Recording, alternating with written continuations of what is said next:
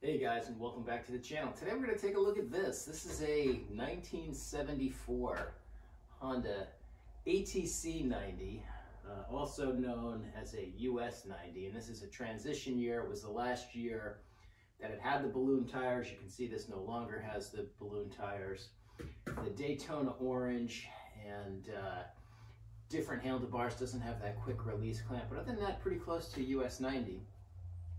This one has got an ATC110 engine in it, and it's a good runner, but the transmission is a little bit off, doesn't like to stay in a gear. So we're going to take that off, and we're going to take the engine out, and we're going to replace it with the engine that came with it, and I'll tell you the story about that. So interesting bike. It's got a metal front fender, and the 74s were supposed to be plastic, and this is really orange. You know, I haven't seen a lot of 74s that were this orange. So I don't know, it's a little bit of a mystery piece, but let's take a look and see what we can figure out. All right, so to continue the story here, this is the engine that came with that bike. Now, bike came as a runner. This was really thrown in as a, hey, you know, I rebuilt this, you can have it. And the guy said this was the original engine to the bike. Well, it's not. No, I don't know anything. I'm a big Honda guy. I don't know anything about US 90s. But the serial number on this engine puts it at about a 1972, if I remember it right. It's actually US 90 111 is the serial number. So it's not original to the bike. And then the guy said, hey, you know, I rebuilt this, I just didn't put the top end together. Well, the top end that he gave me was basically shot. I got a new cylinder. It's bored over, I think, 40 thousandths, new piston and rings. You can see, you know, new gaskets, which is what you would see on an engine that was just rebuilt. I don't see new gaskets anywhere else on this thing. The pull starter wasn't working right. I opened that up and it was missing those little springs that keep the dogs going in and out to engage the flywheel. So I fixed that. It's in good shape. And then I'm gonna roll the dice and put this thing in the bike and see if it actually works. I don't feel like stripping it all the way down. And again, with that thing kind of popping out of gear, you know, it's not good for a three-wheeler to be popping out of gear.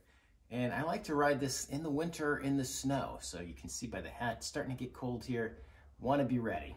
So let's see what it's going to take to swap that electronic ignition engine out of that bike and replace it with this points motor. Hey, here's a cool little tip for you guys. When you've got one of these fuel tanks where the petcock is located on the carburetor, you want to take the tank off. Sometimes there isn't a petcock on the tank itself, as in this case. These little fuel line clamps or hose clamps, you can get at Harbor Freight. They cost next to nothing, and they work great. They're really handy in this situation. I've also just remembered that I don't have a rear chain case cover on this bike, so I'm going to take a look on eBay and see if I can get one of those while I'm in here fooling around. So let's get this carburetor out and get the engine out of here. So one of the cool things about these bikes is you can just stand them up to get at the underneath. Again, I have no idea what I'm doing, but the foot pegs have got to come off of there, and they're bent.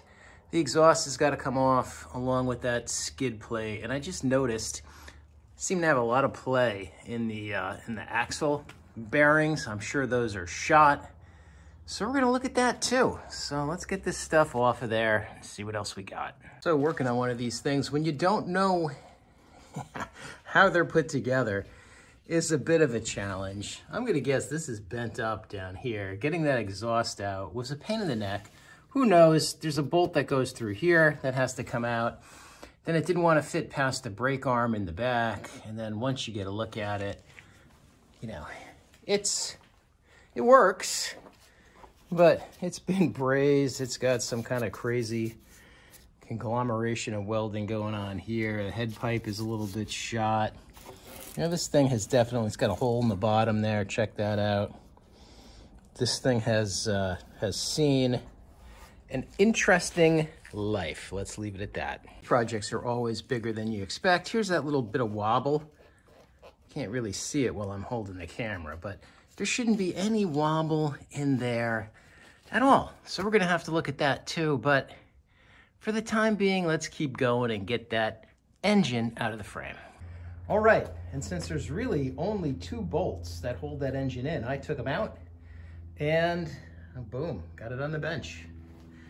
pretty straightforward. Undo the master link so you get the chain off. The one thing I noticed is the mounts in the front are a little bit different, and I'm not sure I have mine in the right spot or not. I gotta take a look at that. And this one's got the little plastic neutral indicator on it. That one doesn't. I'm gonna move that over, and then we're just gonna drop that other engine back in the frame. Now, it turns out that I have that mount on there the right way. However, I have the wrong engine mount. So this is apparently a 110 engine mount. I got to get one for a 90. So off to eBay for that. I think for the time being, since I don't need this, if I make those holes a little bit bigger, it might work just in the short term. So I'm going to try that. So I'm not sure how far I can go with this today. I had to take the engine out to put the intake on because I couldn't fit the intake in there with the engine in. I noticed, I said, hey, there's only 2 bolts that hold this thing in. Well, the engine that was in here only had the 1 bolt in the back there.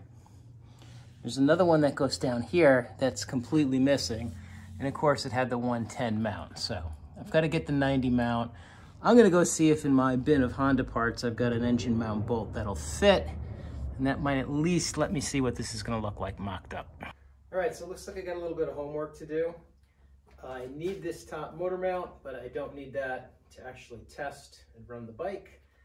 Although, common sense, I had a CDI engine, I've got a CDI wiring harness.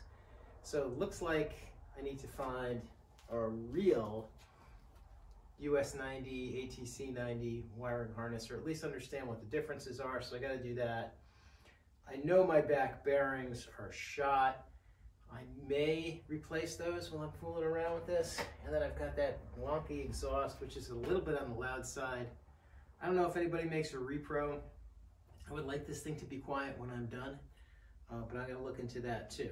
So let's go ahead and get some of those parts and get this thing back together. I gotta tell you guys, I don't know what I did before the internet. So, poking around a little bit, boom, here's the right ATC90 motor mount. Now I know I could have switched the mount in the top of the 2 cylinders and used the one that I had, but didn't want to do that. Here is the correct ATC90 carburetor. Actually, this one's from a 72, which is the same as my engine.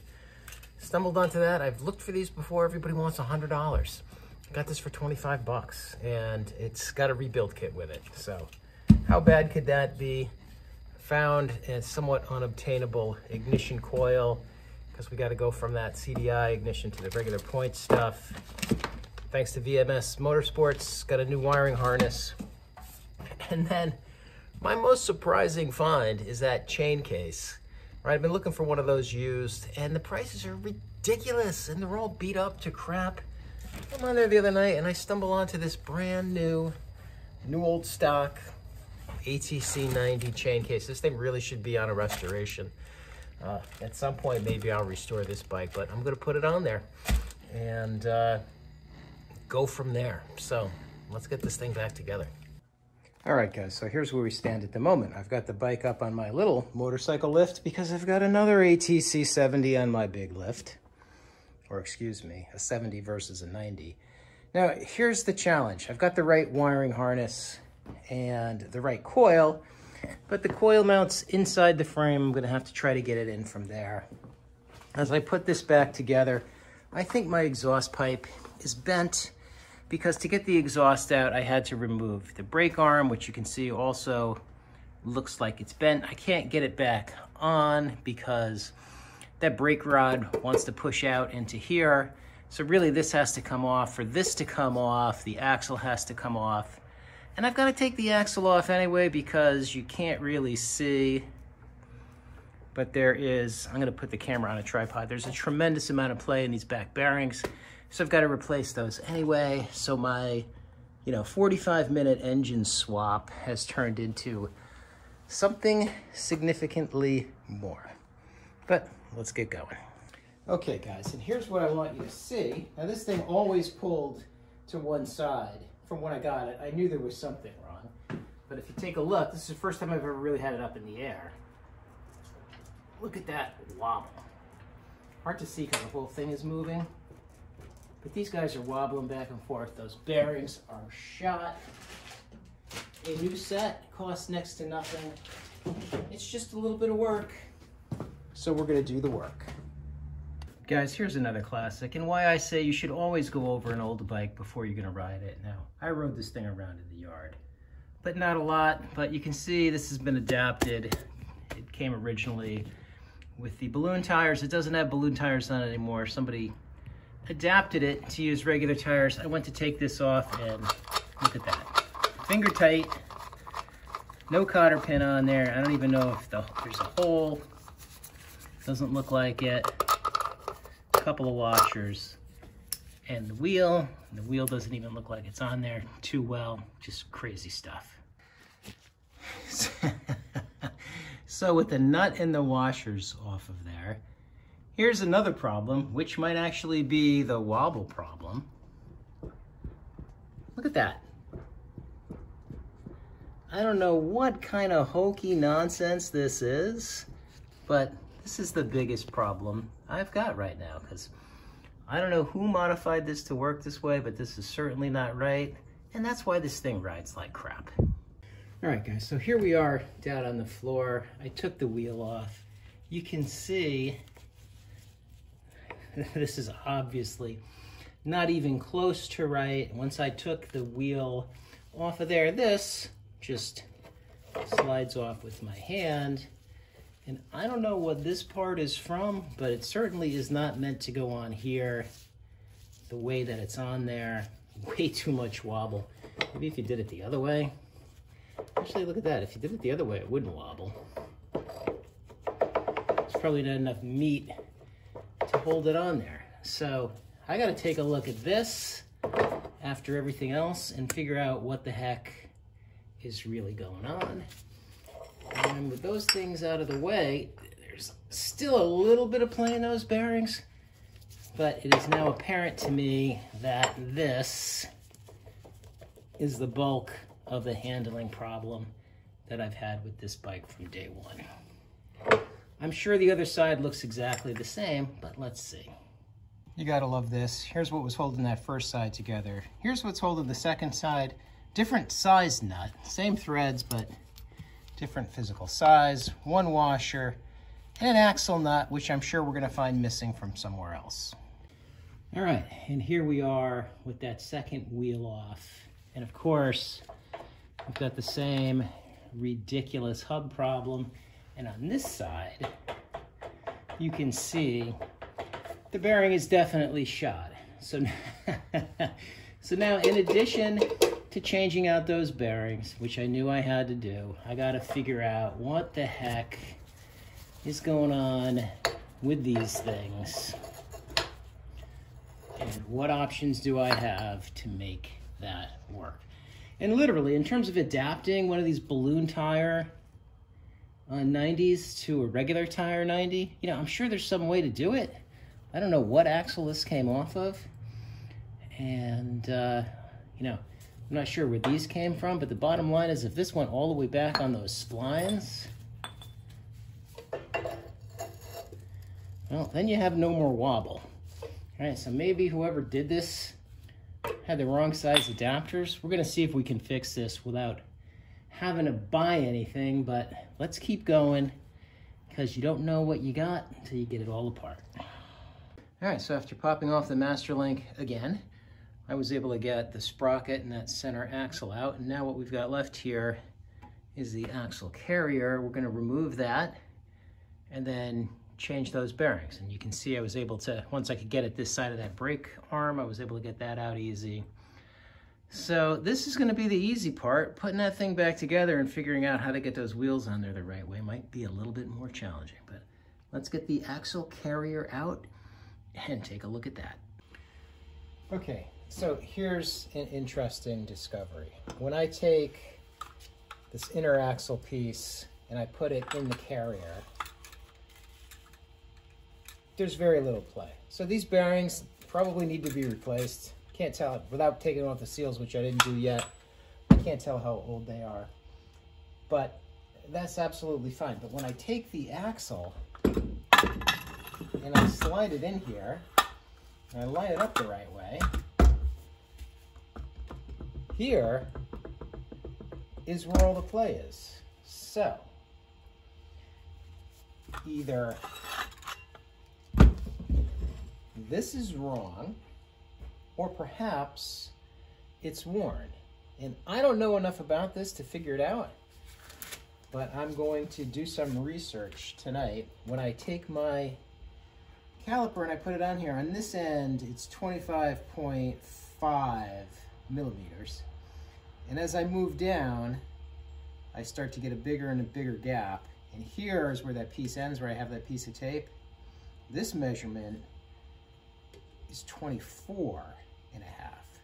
So it's a whole millimeter off.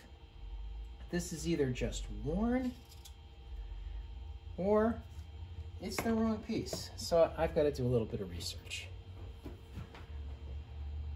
And so guys, we're faced with a problem I often face here in the shop. I've got a project that's much bigger than I expected it to be. Now, I could make this one giant video, but I'm not going to because nobody's going to watch it end to end. So we're going to call this part 1. Hopefully in part 2, I'll figure out what I'm going to do with that rear axle. We'll put the bearings in, we'll put the wiring harness in. God only knows what else might be wrong, but I think, since I did the top end of that engine myself, that it's going to be fine. A couple other little tweaks here and there, and maybe we'll be good to go again. A lot of effort for a rider, but hey, sometimes things go this way. In any case, thank you for watching. I appreciate it. If you like my content, give me a like and a subscribe, and we'll see